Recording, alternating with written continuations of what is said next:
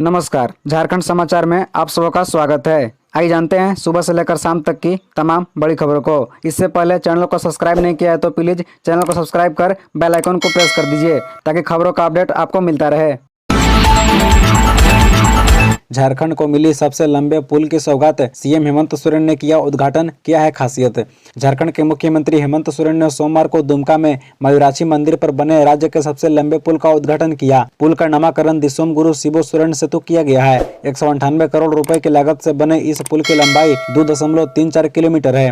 बता दें कि दुमका के मकरपुर में आयोजित उद्घाटन समारोह में सीएम ने कहा कि पुल के बन जाने से दुमका, मसलिया और रानेश्वर प्रखंड के दर्जनों गांवों के लोगों के लिए आवागमन सुगम हो जाएगा। साथ ही दुमका सहित संथाल परगना के विकास का नया द्वार खुलेगा। उन्होंने कहा कि उनकी सरकार ने जनता की समस्याओं के त्वरित निराकरण करने का संकल्प लिया है। समारोह में मुख्यमंत्री हेमंत सोरेन ने केंद्र सरकार पर निशाना साधा। उन्होंने कहा कि झारखंड के साथ केंद्र सरकार सौतेला व्यवहार कर रही है। राज्य सरकार की ओर से कई बार केंद्र से गरीबों के लिए आवास योजना को लेकर फंड की मांग की जाती रही, लेकिन इसके लिए कोई फंड नहीं मिला। राज्य सरकार अब अपने दम पर झारखंड के 8.50 लाख गरीबों के लिए आबुआ आवास योजना शुरू कर रही है। इसके तहत राज्य के योग्य लाभुकों को चिन्हित कर 3 कमरों का आवास दिया जाएगा। उन्होंने कहा कि पूर्व की सरकार ने गरीबों के लिए धोती साड़ी की योजना बंद कर दी थी, हमारी सरकार ने इसे चालू किया।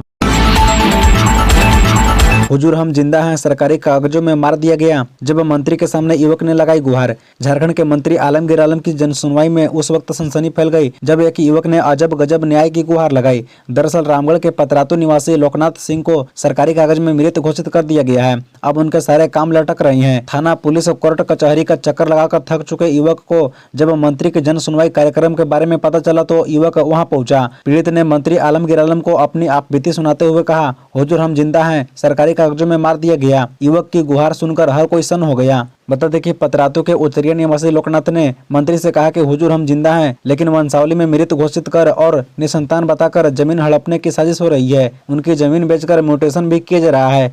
बता दें कि लोकनाथ सिंह अपने बेटे प्रेमनाथ सिंह के साथ वहां पहुंचे थे। उन्होंने कहा कि वे कई जगहों पर न्याय की गुहार लगा चुके हैं, लेकिन कोई सुनने वाला नहीं है।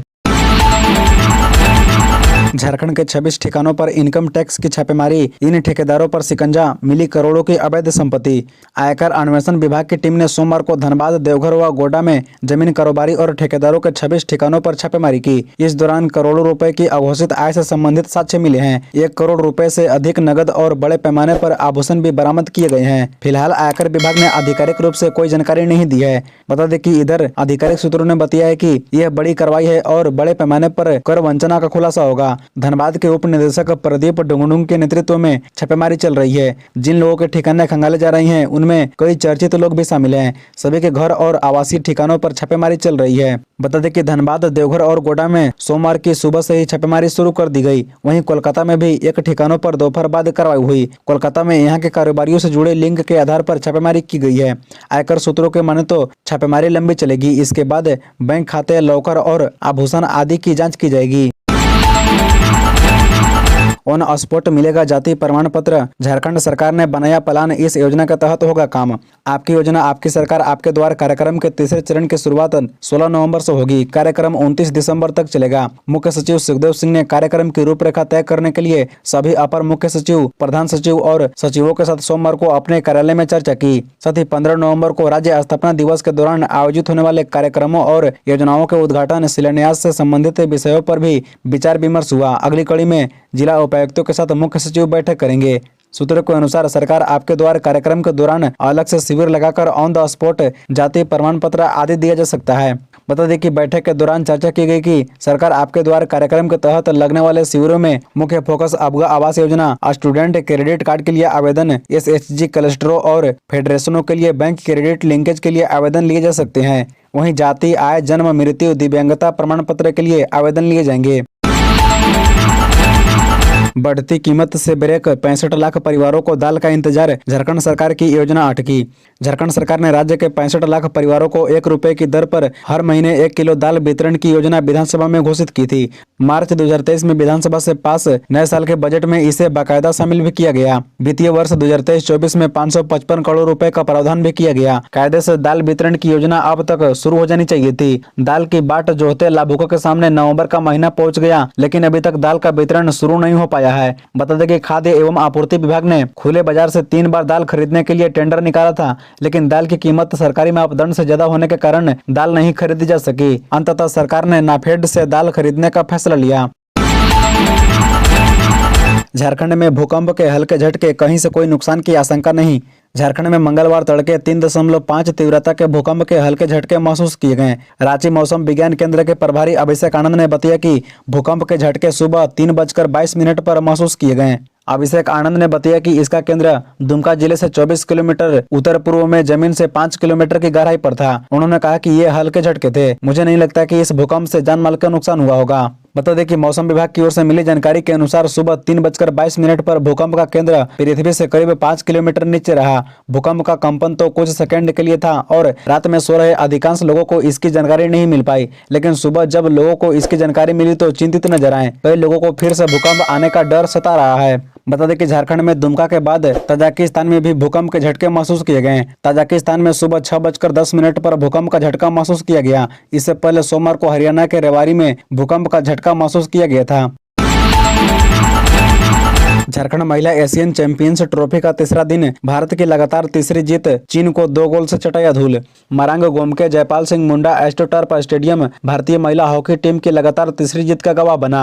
मौका था झारखंड महिला एशियन चैंपियंस ट्रॉफी का। कल भारत और चीन के बीच मैच हुआ। इस मैच में भारत ने चीन के खिलाफ 2 गोल किए, वहीं चीन ने 1 गोल दागा। मैच की शुरुआत से ही भारत चीन पर बढ़त बनाए हुए था। मैच के पहले 15वें मिनट में पहला गोल दीपिका ने किया, वहीं 26वें मिनट में दूसरा गोल सलिटा टेटे ने किया। इसके बाद मैच के थर्ड क्वार्टर में 41वें मिनट पर चीन की जियाकी जांग ने भारत के खिलाफ पहला गोल किया। भारत और चीन के बीच इस मैच में चीन को 4 पेनल्टी कॉर्नर मिले, वहीं भारत को 2 पेनल्टी कॉर्नर और 1 पेनल्टी स्ट्रोक मिले। खेल खत्म होने पर स्कोर चीन 1 और भारत 2 रहा। बता दें कि इससे पहले प्रतियोगिता के कल के दिन का दूसरा मैच थाईलैंड और जापान के बीच हुआ। थाईलैंड और जापान के बीच हुए दूसरे मैच में जापान ने थाईलैंड को 4-0 से शिकस्त दी है। नई रणनीति, देश के किसी भी हिस्से में साइबर ठगों को शीघ्र दबोचेगी सीआईडी, विमान से आएगी टीम।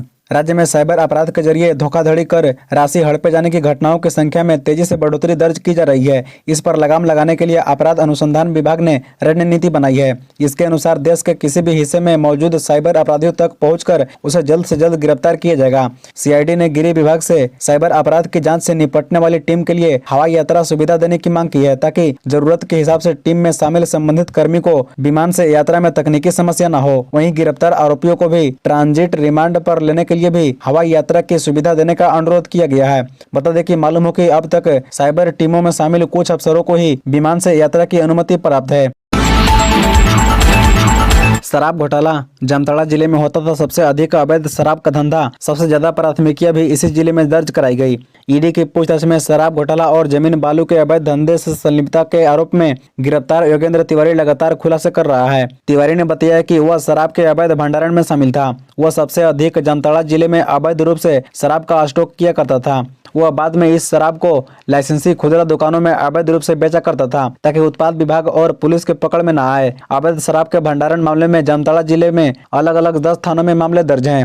इसमें जामताड़ा जिले के बगडेहरी, कुंडा हिट, नाला, बिंदा पथार, कर्माटांड, फतेहपुर और नारायणपुर थाने शामिल है। इन सभी में वह प्रत्यक्ष या अप्रत्यक्ष रूप से शामिल है। इस अवैध धंधे से उसने अकूत संपत्ति बनाई है। तिवारी से ईडी लगातार पूछताछ कर रहा है। पहले उससे 8 दिनों तक पूछताछ हुई थी। इसके बाद फिर 6 दिनों की पूछताछ के लिए ईडी के विशेष कोर्ट ने अनुमति दी है। ईडी कोर्ट ने बताया है कि तिवारी को अवैध शराब, जमीन व बालू के अवैध धंधे में कई नेताओं और अफसरों का सहयोग मिलता रहा है। इस बारे में पूछताछ करना बहुत जरूरी है।